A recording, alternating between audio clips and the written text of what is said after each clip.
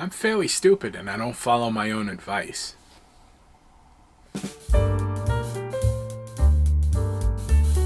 Hey, welcome back to Frank's Modelworks. I'm Frank.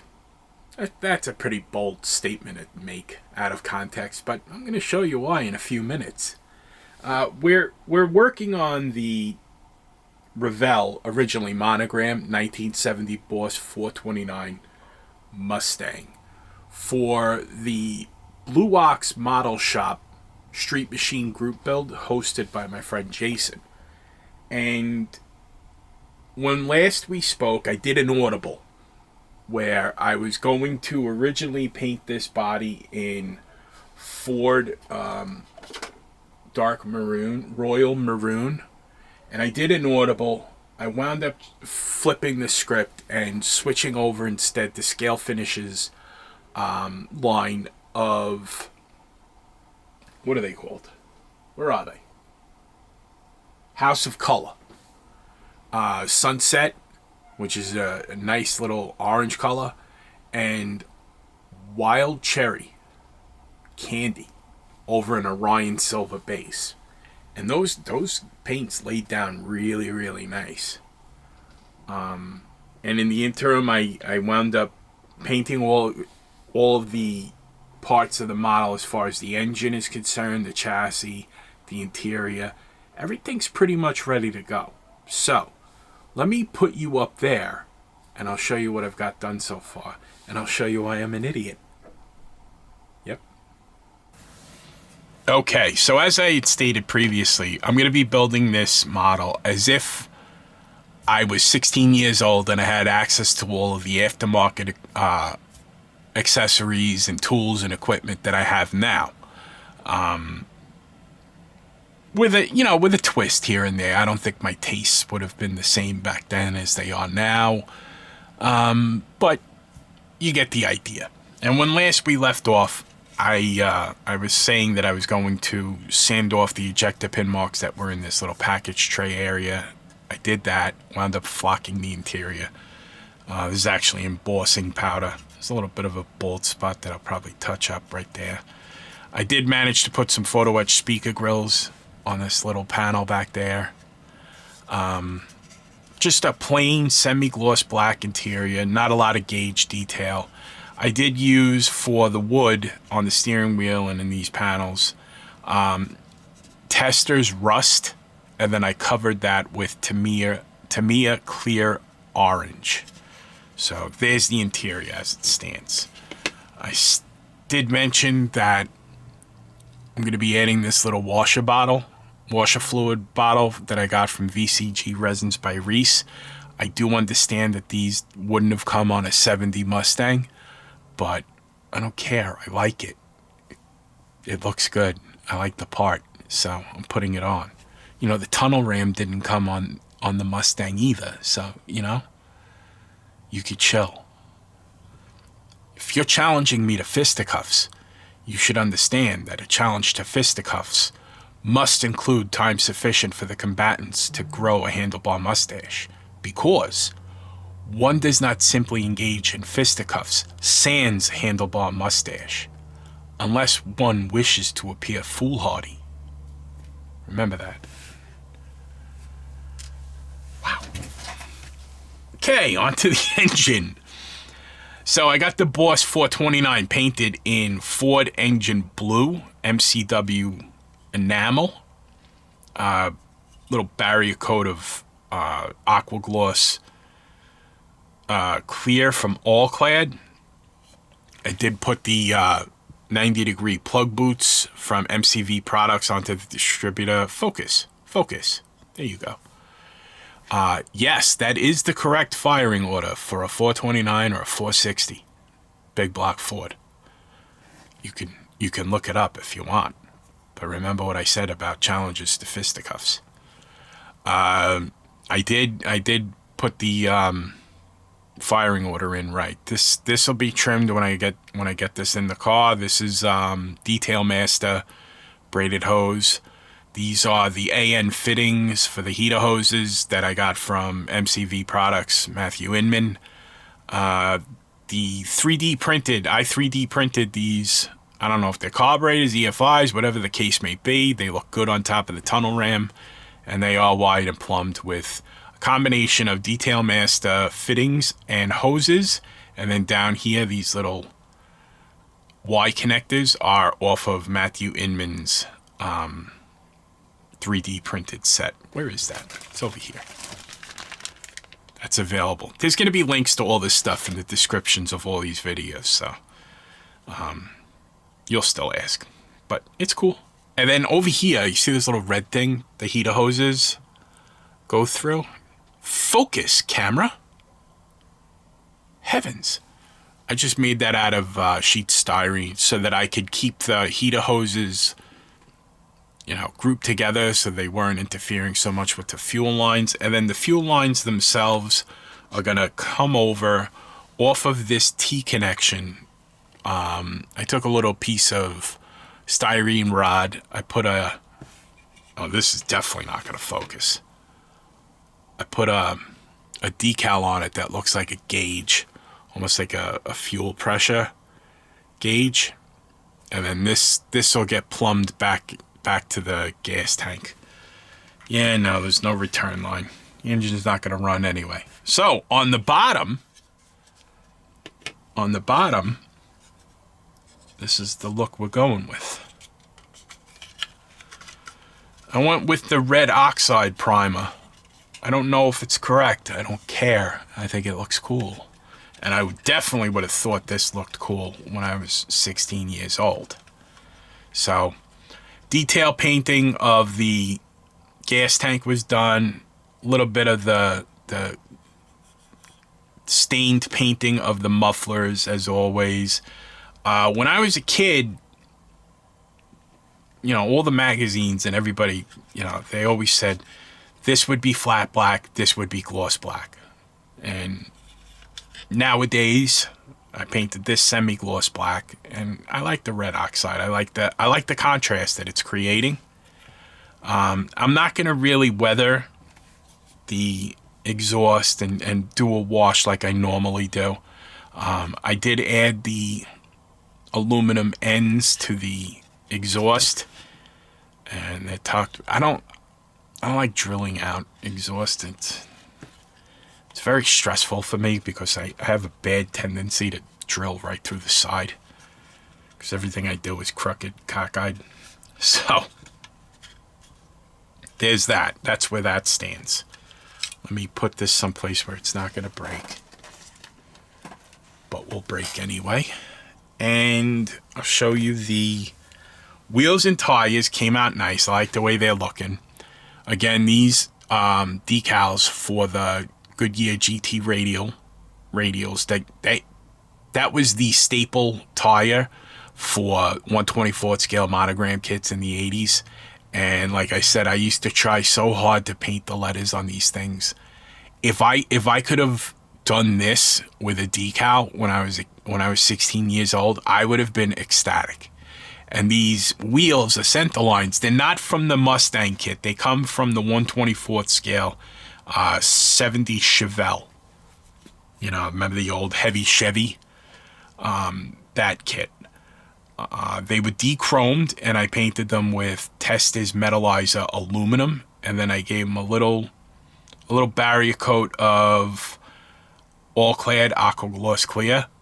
I gave them a little bit of a wash. When I was a kid, I wouldn't have put a wash on anything because I painted everything with enamels, and I probably would have made the wash out of enamel and then wonder why my paint was ruined. So, but to achieve this, just these tires and wheels, as a kid, I would have been over the moon. This would have been like huge for me, and I'm really happy. You know, like I'm happy that it's turning out that way. But what's my mantra, folks?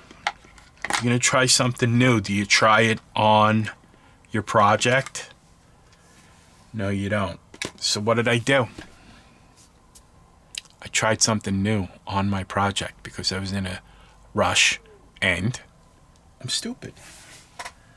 So I wound up painting the body, and you saw this in the last video. This is House of Colors Sunset from Scale Finishes, and this is Wild Cherry Candy over Orion Silver base.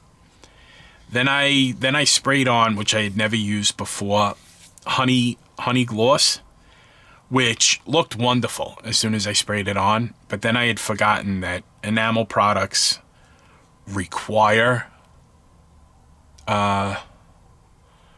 several coats, and like I forgot the process, and in the process I wound up achieving a less than perfect. Now this is not, let me be clear, this is not a problem with the product. This is a problem with that idiot right there, this guy, this one, Frank, me. This was my fault. I screwed this up, and I was gonna strip it and start over again, but we're getting towards the end, and I didn't. And I also wanted to add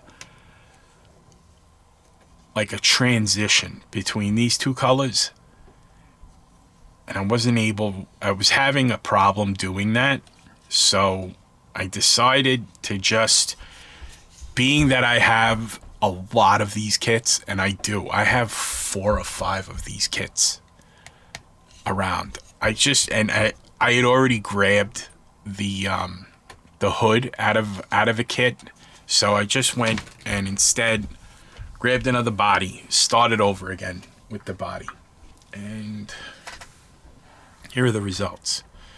So this has got 2K clear on it. This is actually the Sunset over. I painted the entire body Orion Silver, and then I masked off this transition right here, so that it would be a like a character line accent. Then I masked that off and sprayed the Sunset over the silver, which is a little bit different, gives a little bit of a different effect. You see that there's kind of like this is almost a little bit brighter. This is almost a deeper, more saturated look. But this Wild Cherry Candy over the Orion Silver looks amazing. This is probably one of the nicest finishes I've ever. I'm looking at the finish, trying to get reflections out of my eyes without looking at the camera because I'm an idiot. So, but this came out really, really well. I like the way this is coming out, and I still have to foil it. I did do the hood with this. Get in there. So it sits down nice. It matches, which is always a plus. So I think I'm moving in the right direction. Now, I did realize naturally after I painted that I had made the modifications where I removed the molded in master cylinder, and I had to drill out for the heater hoses, but this is going to be painted semi-gloss black anyway, so that wasn't really that much of a big deal. But I am digging this paint. Look at that. This is after I've polished it, wet sanded and polished it, but that was not there. Don't start, Frank.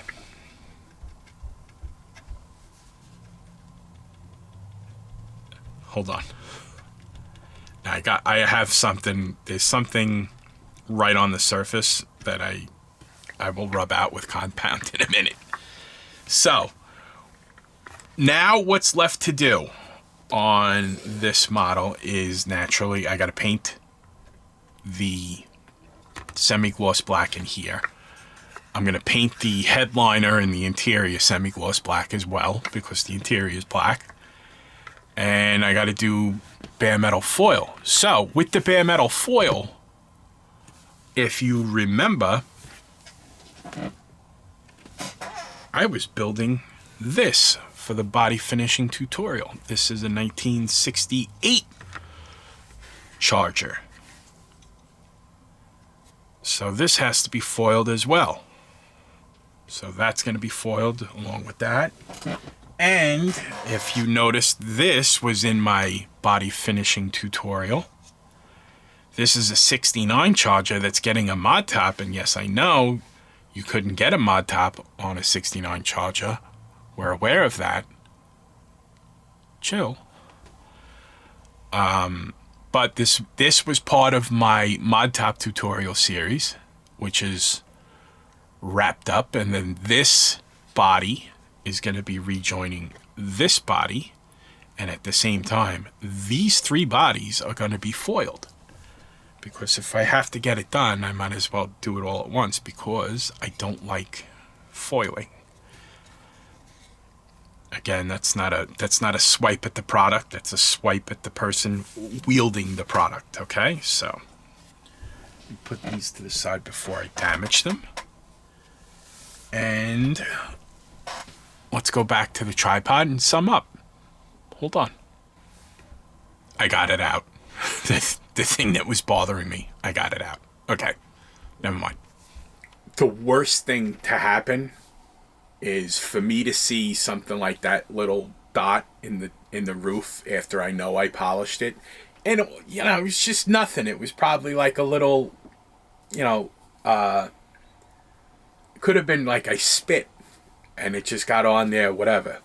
You polished right off, but things like that, that's how mental I am. As far as this goes, this body, the finish that I have on that body that was 2K cleared, it's in here. I've seen it, and I know it's in here. So this body might appear later on, because again, and I want to make this clear, the problem is not with the product. The problem is with this guy. I messed up, so I'm gonna fix it. And you know me. I don't throw things away. I don't just, you know, throw things in the purple pond. I'm gonna fix this. Not necessarily right away, so don't bother me.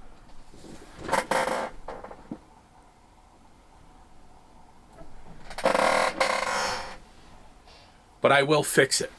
And maybe that'll be a series that comes up in the new year. Or maybe the year after that. But this will get fixed. And then maybe I'll develop a decal. Because I just started getting into doing decals and stuff. And printing them again. I had done it once before. And now I'm starting to do it again. So stay tuned. That's what I'm saying. I like the direction that this build is going. I'm having fun. It is bringing me back to when I was a teenager, listening. I used to just go down in the basement of my parents' house, and you know, everything was. When I was 16 years old, I bought an airbrush when I was 19, when I was working at the bank and I was in college. So everything was still rattle cans. And I definitely wouldn't have been able to produce anything even close to what I'm doing now. I mean, you know. Does it bother me? No. I mean, there are 16-year-old kids here who were phenomenal. And more power to them. I love hearing stuff like that. I love hearing that people, you know. I'm not the competitive type. I think we all win when we do our best and we just have fun. So that's my philosophy on things. But let's see where this progresses. I'm excited to get those other projects on track. There's a lot of things going on the channel, folks. So stay tuned. I mean, I'm drawing decals. I'm doing mod tops. You saw the body. That was a decal drawn by this guy. So there's a lot of stuff going on. The time that I was away, I lost a lot of momentum on this channel. So I'm hoping that you guys would spread the word. Share my videos, comment, like. The more that people share and like my videos, the more that my videos get exposed to the algorithm. And you know, I'm looking to grow the channel, and I lost a lot of that momentum during the hiatus that I had to take. So If you could do that for me, I would really appreciate it. So with all of that in mind, as always, I got Frizzo's back. I appreciate your support. And until we speak again, my friends, take care of yourselves and be well.